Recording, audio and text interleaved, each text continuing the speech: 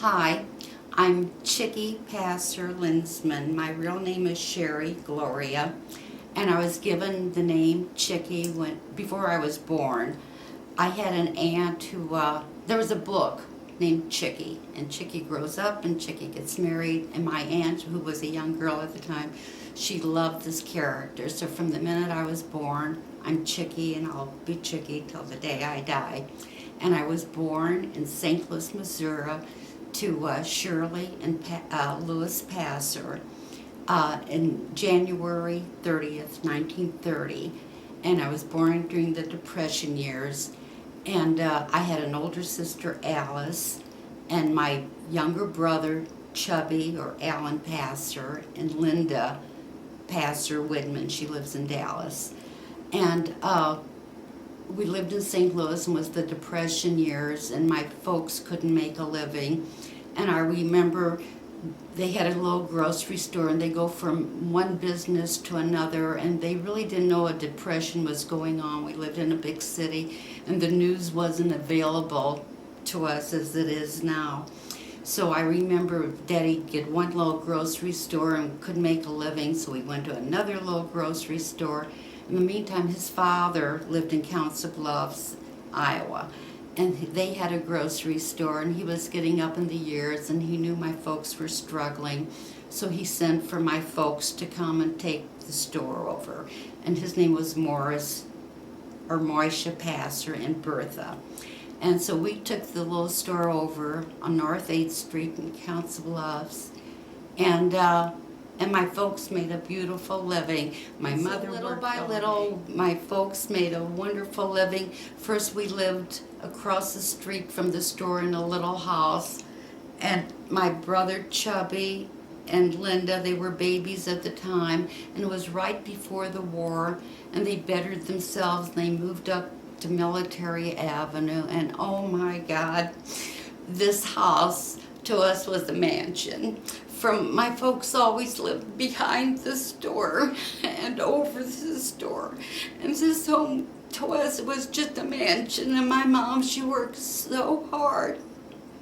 She'd get up in the morning, she had 4 children, and her house was immaculate, and before she went to the store, her dinner was cooked and the laundry was done. In those days there was no washers and dryers. I remember Mama hanging laundry outside, and even before that, I'm going back, I remember when we lived in St. Louis, we lived above Mama washing clothes over a washing board and wringing the clothes out, diapers and sheets, wringing them out by hand and hanging them up in the house to dry.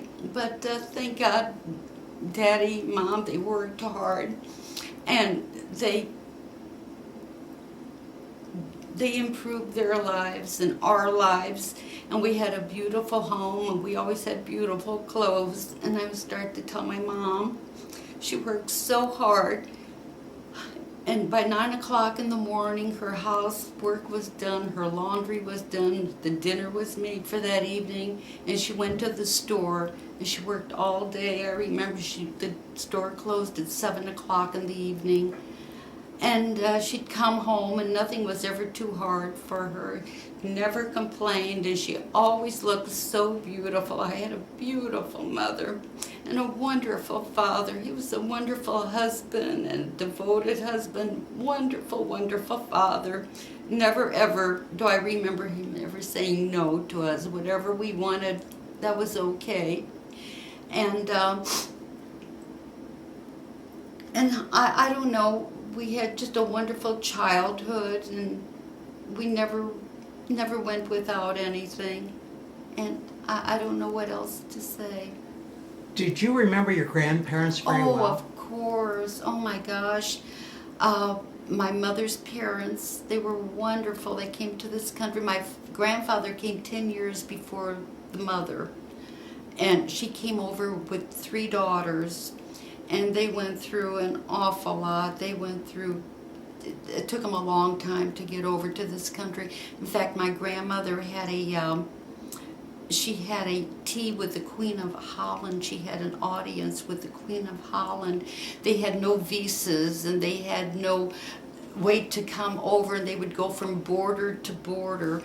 And she had an audience with the Queen of Holland, which was really something. And she worked as cooks in these expensive homes, and my mother was the maid, and her sisters, they went through an awful lot. I hope our children will never have to go through what they did. And they settled in St. Louis, and my father's father lived in Council Bluffs, and he had 4 sons. And all my uncles lived in Council Bluffs. They all had grocery stores, of course. And they all raised wonderful families. And they were honorable and upstanding. Some of the relatives of yours that grew up in Council Bluffs. Grew up, well, there was my dad's brother, Ben Passer. He had 2, his wife was Eva Passer, and they had 2 children, Jerry and Linda Sue. They're both gone now. They both passed away very young in age. And my uncle Joe Passer and his wife Dolly, and they had 4 children. There was Thelma, and there was Bob, Alvin, and Eleanor. Eleanor just passed away the other day at a young age. And there was Stanley Passer, and he had 2 sons, Dr. Jeffrey Passer and Dr. Dennis Passer. Dennis is gone now. And I don't know what else. I'd like to hear a little bit about the house you lived in. What was it like? Oh, our house. Oh, it was a wonderful home. It was we lived up on the hill on Military Avenue, and it was a far cry from where we used to live on North 8th Street, across the street from the home. But you know, when your mom and dad are there, it doesn't matter. We didn't know if it was bad or if it was good, as long as you have your mom and dad. That's what was important. And we always had food on the table, and we always had the best of clothes, and we always went to school well dressed. And my mom and my dad, they were very highly respected in the community. And my mom, they always said, "Oh, that beautiful Shirley Passer." That's how everyone would refer to her, that beautiful Shirley Passer. And our home, it was a comfortable home, an old brick home, and a sunroom and a living room and a beautiful kitchen. My mother loved her kitchen. It was painted bright yellow, and we all had a bedroom, and it was heaven. It was heaven. Did all the kids have their own bedroom? My sister Alice and I shared a room, and Chubby had his own room, and Linda was a little girl. She had her own room. And again, 1 bathroom. And somehow we all got to school on time, and we all had dates on time. No one was ever late for work, and we all managed on 1 bathroom. And our company would come. My grandparents would come from St. Louis and spend the whole summer with us.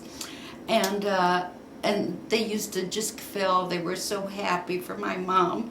What a beautiful home she had, and from where they came from, and it really wasn't that fancy of a home. It was just a nice home, but to them it was heaven. It was heaven. In growing up, Chicky, who were some of your friends? Oh my gosh.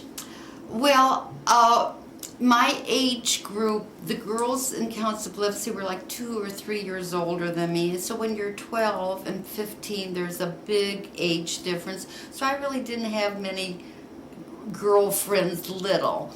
But Shirley Perlmutter was my friend. Phyllis Wallner was my friend. And the boys, they were... Marvin Savalsky was of that age, Kenny Sachs, Leslie Krasny was of that, Larry Rothman. So we all went to Sunday school together, and the holidays was a wonderful time. I remember Harry and Ann Cohn, Patty Lee Nog's parents. They lived like a block from the synagogue. And during the break of Yom Kippur, like, we would all go to Harry and Ann's home just for a rest and for a break. And it was just a wonderful community to grow up in. We lived on top of the hill. Kol Nidre night, I remember walking to shul with my parents. And as we were coming down the hill, we lived maybe 12 blocks from the synagogue. This was on Minster Street, and we lived 1200 Military. And as we would walk down the hill, we would pick up The Meyersons lived there, the Saxes lived there, the Gordons lived there, and by the time we got to the synagogue, there was a whole group of people, a parade of people walking to shul. So those are the things I remember, and was wonderful. And the women would sit upstairs in the synagogue, and in my mind I can still remember where everyone sat. The pastors and Cohn sat in one section, the Saxes in another, and the Krasnys, they had their own seating. And like I say, in my mind I can still see where everyone had sat. Growing up as a very young child, did you have any playmates that lived nearby you? Not Jewish. I grew up mostly with Gentiles, went to school with a lot of Gentile friends as a little girl, always Gentile friends. Shirley Kirschenbaum, Perlmutter Kirsch, she was the first Jewish little girl that I ever knew. They lived a block away from us, and she was a little older than I, and she used to babysit for, I think it was for my brother, for Linda, so she was a little older, so she used to babysit with them. But other than her, I didn't have any, and like I said, like Ethel Gordon, Esther Sachs, they were a little older than me, so there was a difference in age. I suppose a lot of your friendships were right within your sisters and your brother. Yeah. Well, there's quite a bit of age group too between us. Alice is, I'm trying to remember, she's 6 years older than I am, and I'm 7 years older than Chubby. And Linda and I are 10 years apart, but we're very, very close. Linda and I and Chubby are very close. Do you see Chubby and Linda often? Yeah, I talk to them all the time. I saw Chubby yesterday, and we see each other. We talk all the time on the phone. And Linda comes back to visit, and we have a very wonderful relationship. In growing up, what were some of the things that you did as a child growing up? Oh, really, going to school, working in the store after school. Always went to the store because that's where Mom and Daddy were. And we used to fill out orders and deliver groceries. And that was our life, was that grocery store. We all worked, and we all pitched in, like my dad would say. And that was our life. And we ate together, and we went to movies together. And it was, I don't know, it was just, that's how our life was. Tell me about when you first started to meet some of the kids that lived in Omaha. I'm trying to, I guess I was maybe 15. It was Shirley. Shirley again. I think she took me to Omaha, and there was like the BBG girls, and there was Reva Savalsky and Annie Schrago and Helen Rifkin. I don't know, there was just that group of girls that we were all friends with. And where did you go to high school? I went to AAL High School, graduated from high school, and again, there wasn't really any girlfriends. I had mostly Gentile girlfriends, and I could never go to a prom or the junior because there was no Jewish boys, and God forbid I should go out with a Gentile boy.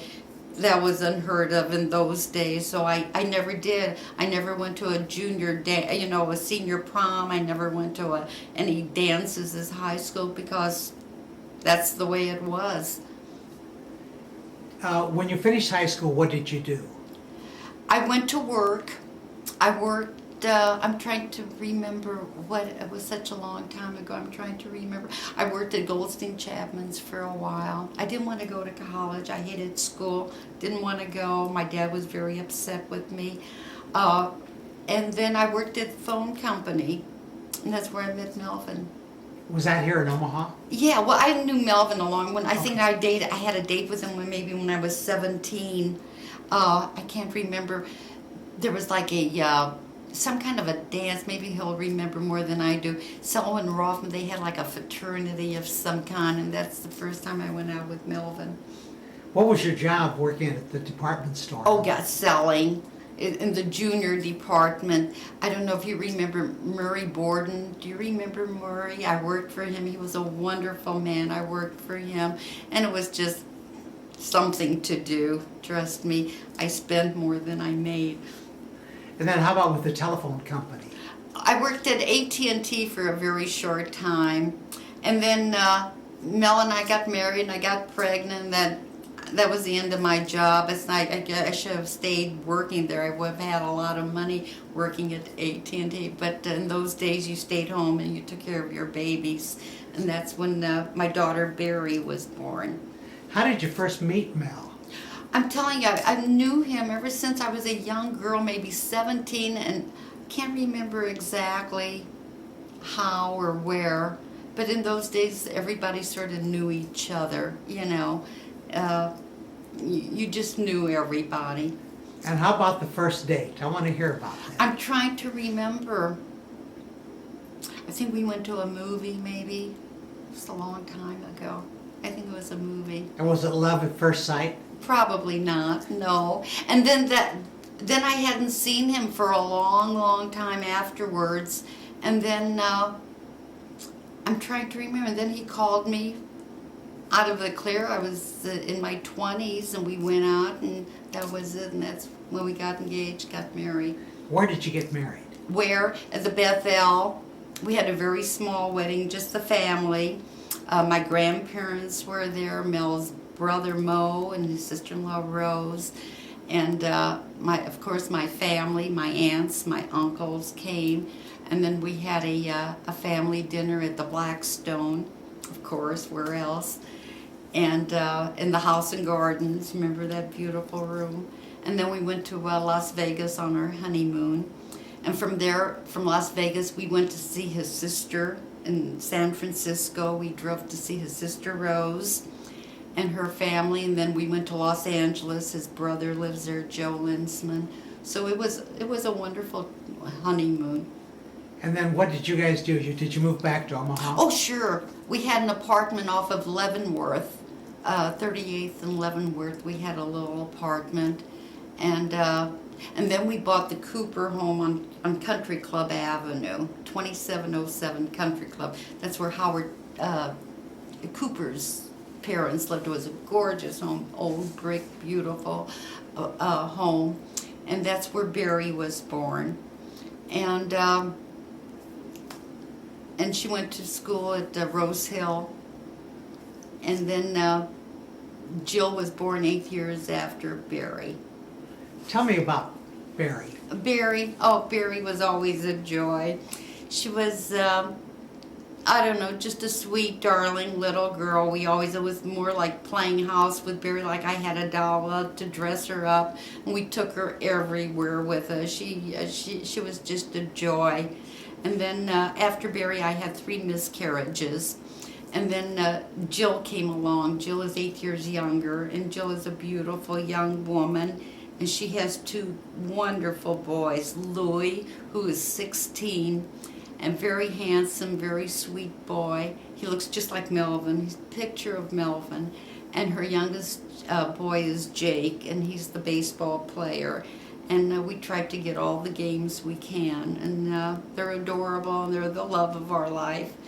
And Barry has a wonderful husband, Lance, just wonderful. We go to visit him, and he doesn't know what to do for us. He wines us and dines us, and he just treats us like royalty. And I am so blessed to have such a wonderful son-in-law like Lance. And Barry and Lance, they have 2 beautiful boys. Of course, they're all beautiful, you know that. It's Charlie and Andy. And we try to see each other a couple of times a year. And in fact, Mel and I are planning to go there next month. So we're looking forward to it. I want to hear about all 4 of your grandchildren. Oh, my 4 grandchildren. Okay, Jill's 2 boys. There's Louis, he's 16, and Jake is 14. And we see them quite often, and sometimes I feel a little guilty. I talk so much about them and not so much about Barry's boys because I don't see Barry's boys that often. And we're sort of, they feel a little strange. I know they love me, but it's not like Jill's boys, because we see them. I practically raised those boys. And when you see someone, all the time, and then your other grandchildren a couple times a year, it's not that that closeness that I would like to have had. But I know they love me and I love them. And they call me on Mother's Day and my birthday, and we're always have a wonderful time together. They're all wonderful. Do the kids get together often? Well, being so far away, it's hard. Barry comes home more often than Jill. Jill is a single mom. She's divorced, and she can't afford that kind. She raises 2 boys by herself, so it's very difficult. But Barry is very good to her sister. Lance is wonderful to these Jill's boys. They're wonderful. That's all I want to say. They're very generous to Jill. How would you describe your life up till today? Oh, wonderful. You know, when you have your health and you have a good husband and wonderful children, what more is there? What more? And I had a wonderful childhood. And I don't know, I wish my mom and my dad could see these kids. I feel bad that my grandchildren don't know my dad. That really bothers me. They remember my mom, and they loved my mom very much. And it's hard to believe, how could they not know my dad? How is that possible? But I guess that's how it goes. My dad's been gone a long time, maybe 26 years already. Hi, I'm Mel Linsman. This is my wife, Chicky, and I'm sitting here talking to Dr. Ben Nachman, and I hope you'll enjoy this interview. Mel, tell me where you were born.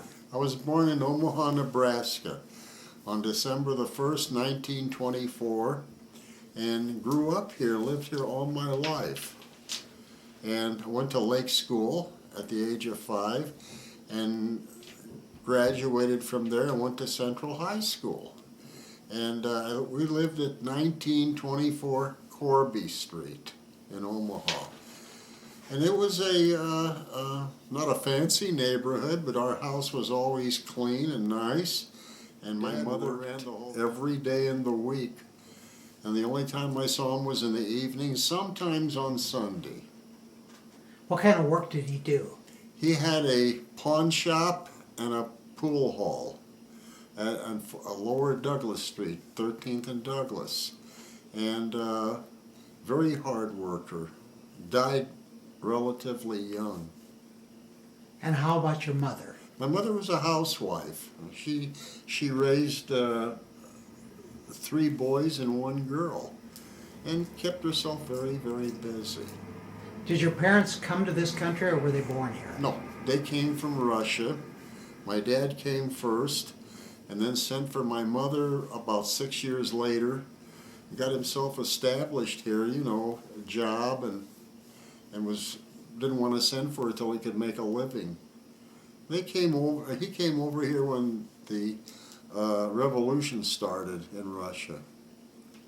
One question I forgot to ask you, Chicky. How did your mom and dad meet? Oh, this is really interesting. My mom and dad are second cousins. And my dad and Lou Cattleman from Council Bluffs, they both were in the Army, the First World War together. And they were on their way to New Orleans for an American Legion convention. And my dad knew that they had family. There was pastors, cousins living in St. Louis. So on their way from Council Bluffs to New Orleans, they stopped in St. Louis. And of course, he met my mom. And so he met my mom, and Lou Cattleman and Daddy went to New Orleans. And on the way back from the convention, my dad stopped back in St. Louis. And Lou Cattleman came back home to Council Bluffs, and that's where my dad and my mom, they met and fell in love and got married. And Mom was just a greenhorn. She had just come from the old country. She was a young girl, and they moved to Council Bluffs, and Mom couldn't even speak English. She spoke no English, and it was terribly hard on her. She left her whole family, came to this strange city, let alone country, and I have to go back. Shirley Perlmutter, my mother always said that Mrs. Perlmutter was the first one after Mom and Daddy got married. She invited my mom over for dinner, and she was the first one that extended a hand to my mother. And my mom said that she would never, ever forget that Shirley's mom was just so nice to her. And Mel, how did your parents meet? They were matched up. My mother never met my father. My grandfather, who was my mother's father, said, I got a nice young man for you, and fixed him up in Russia, in a small village. And they got married. She was 17 years old, and I guess my dad was a few years older than her. And they lived in this small village in Russia, and they had a child. And my dad left the child and my mother in this village and said, I'll send for you, and goodbye, Charlie. And she didn't hear from him. Maybe she got a letter or two from him. And when he was ready for her, he sent her the passage, and she took a boat over, and my oldest brother was 6 years old. Of course, never met my father till he got over here. And he had a house for them on 17th and Lake Street. And this is how they settled. That was your brother Mo. That was my brother Mo. Tell me about your other siblings, Mel. Okay, I'm going in order now. I had a sister who's still living, and a brother that's still living, and myself. Mo passed away in 1960. He was 60 years old, by the way. And fortunately, myself and my brother and my sister are still alive and doing well, health-wise. And they're in their 90s. Yeah, they're in the 90s. And my mother, I don't know how, very unsophisticated. When my dad brought her over here and picked her up at the train station, he had a horse and wagon. My mother was telling me this story. And as they drove, he drove her to the house. It was starting to become a black neighborhood. My mother had never seen a black person. And he said, well, he explained to her that these people their ancestors came from Africa, and told him never saw one in Russia. And when she became pregnant with my sister, she thought that my sister might turn out to be black. She had no idea. And, she couldn't speak English and was not educated. And he had to explain to her about the facts of life at that time. Now, Mel, I heard Vicky's, excuse me, I keep doing that. I heard Chicky's version of how you two met. I want to hear yours. What did she tell you? I can't tell you. I told that trying. when we went to that party, remember it was Selwyn? It was like a fraternity you belonged to. That was the first date I had with you. Rono. Yeah. That's what it was. Was that what it Remember was? the Ronos? And I didn't have a date, so I went stag, didn't I? And I don't I think I remember. met you there, and it was love at first sight. Let me just tell you one thing about my dad. When he came over to this country, he was a young boy, and his mother had passed away in the old country, and he had a father and his brothers. So without a mother, there's no home. And so the boys used to go from one home to another. My dad lived with the Noggs in Omaha, the grandparents. And Ernie Nogg was a young boy, that's Barbara Frankel's father. And my dad spoke no English, and he was a little older than Ernie. And my dad used to say that Ernie taught my dad how to speak English. He was a young boy. He lived with the Noggs. And the Noggs lived in Council Bluffs in those years. And my dad went to school, and he says that Ernie used to help him with his homework. So I have a very affectionate feeling for the Noggs. And Mel, what kind of work did your father do in later years? Still the same pawn shop? He had it, he gave it up about I'm guessing 1930, 1931, and he had saved some money and put my oldest brother into business. which became the wardrobe, clothing for men, and always nice merchandise. And my dad just hung around the store and helped him out a little bit. And my dad suffered in the Depression. I guess the bank took over the pool hall, and my dad was never the same. He died very young. Died very young, and his just heart was broken. I mean, he had no way of making a living. He was getting old, and he passed away, at the age of 60. And Mel, what did you do after high school? It was after high school, 3 days after I got my diploma, Uncle Sam grabbed me, drafted, and I spent almost 3 years in the service. And where were you during those 3 years? I beg your pardon? Where were you? Where the was 3 I? years. No, I was in the United States. I didn't go overseas.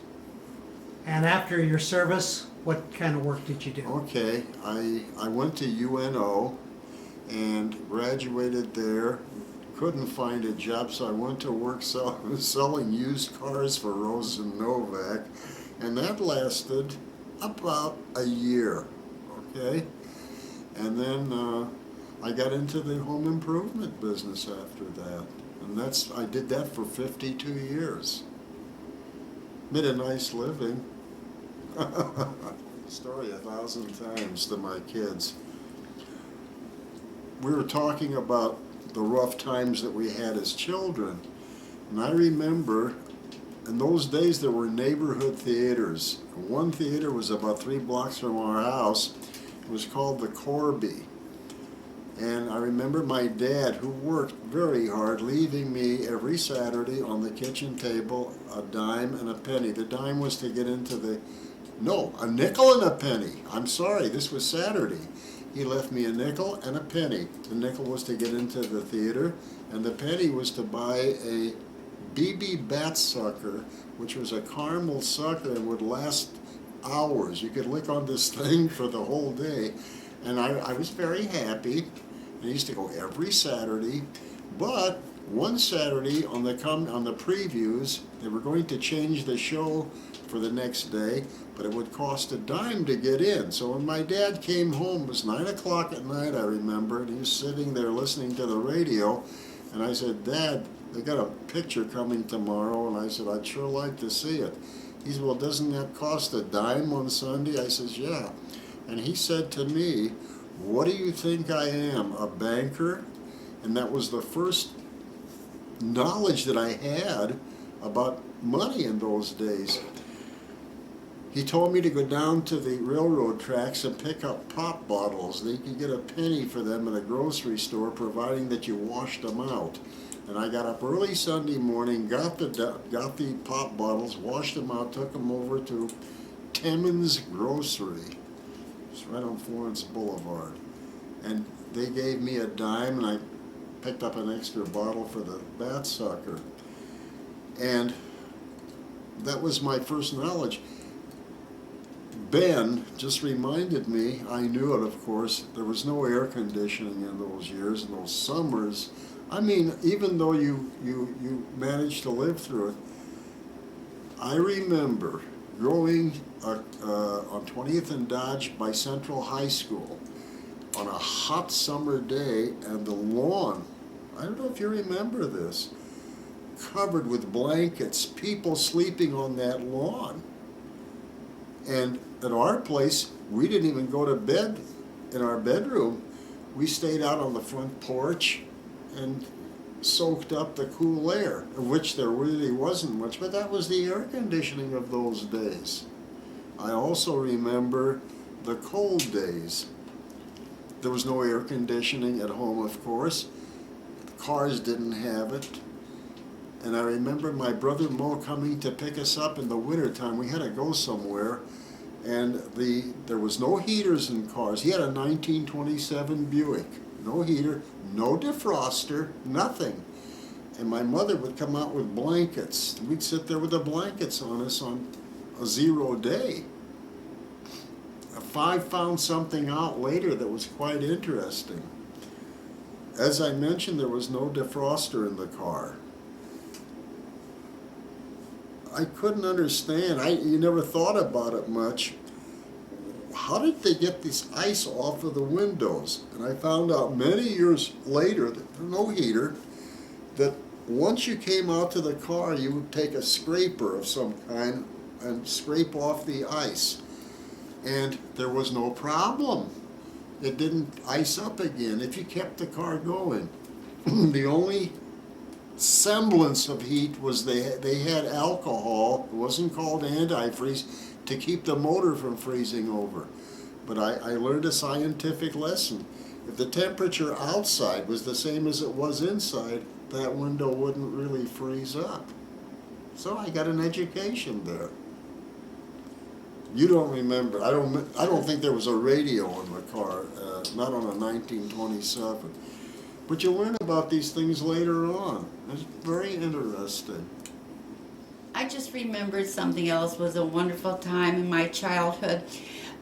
On the holidays, 4th of July, Memorial Day, the whole family, my dad's family, we lived in Council Bluffs, all the kids and the aunts and the uncles and my parents would come from St. Louis to visit us, and we'd have picnics, and oh, those picnics were wonderful.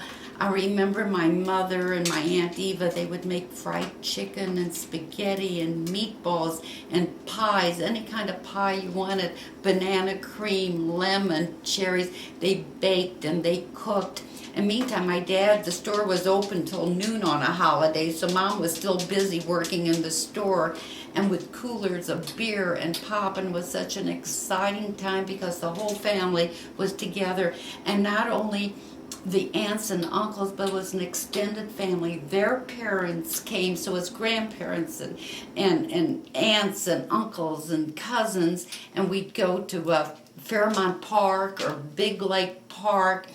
And it was wonderful. The men would play cards afterwards, and kids were running around, and the food was wonderful. And those things, those are the memories that we don't have today. Our kids don't know from picnics like we did. I got something to say about that. Is it on? We had almost the same thing as her folks. We went to Elmwood Park in the summer on Sunday, if my dad was off, but on holidays, I remember, he would close up. And my mother and her family and my dad and his family, just like hers, big family outings. The men would, the women would fix the food and the men would play cards. This was at Elmwood Park. But I remember one evening, my dad and I, the sun was just starting to set. My dad says, let's go over. They used to have well water. You remember that? And he says, let's go get some water. There was a big tree to go over and get some water. And, you know, being a kid, I had never seen this. Fountains coming out of the stone. And the more we walked, the darker it got. And pretty soon, my dad and I were lost. We forgot where we were. I got scared to death.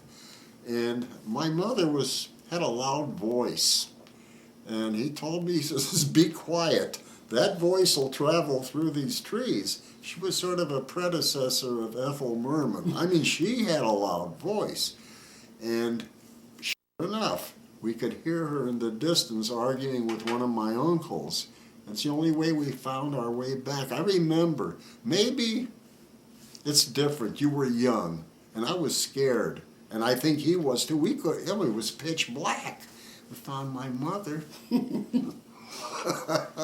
Okay, this is our youngest daughter, Jill, and with her two boys. Louis is on the, where is Louis? On the left side. He's named after my dad, Louis Passer. He must have been around 11 at the time. And her younger son, Jake. 9. He must have been around This is 9. Our oldest daughter, Barry, with her two boys. This was taken a long time ago. Charlie must have been, I don't know, 4 it looks like, and Andy must have been 2 or 3. So it's been many years ago. My beautiful mother, Shirley Passer. This must have been taken about 5 years ago. So she was, I don't know, 95, 97 years old at the time.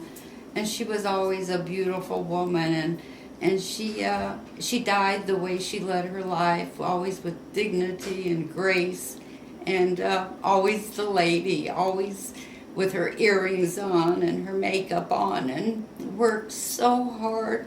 She worked so hard her whole life, but she was a wonderful mother, wonderful. Louis Pastor, he was around 17, 18 years old. At this picture, he enlisted in the First World War, and in fact, he had to get permission from his father to join, and they lied about his age.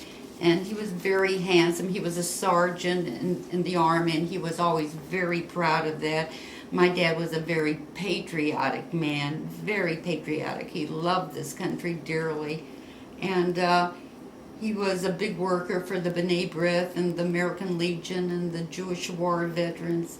And like I said, if he could have, the day he died, if he could have served his country, he would have. Barry and Jill and Andy and Charlie and Louie and Jake, I hope you enjoy this little transcript.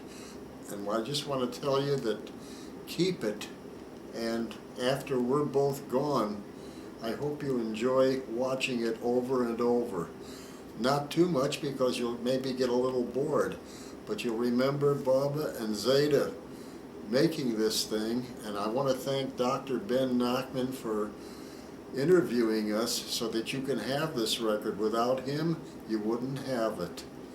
And I'm going to ask Baba to say something. And you know how much we love you guys, and I just hope you all stay close together. That's the most important thing, is family. I always get choked up. I'm not a good speaker, but it comes from the heart. You're all brothers, you're cousins, and you have each other. And Jill and Barry, I hope you always stay close to one another. You have no one else, just yourselves and your children. And we wish you wonderful lives. And we love you very much.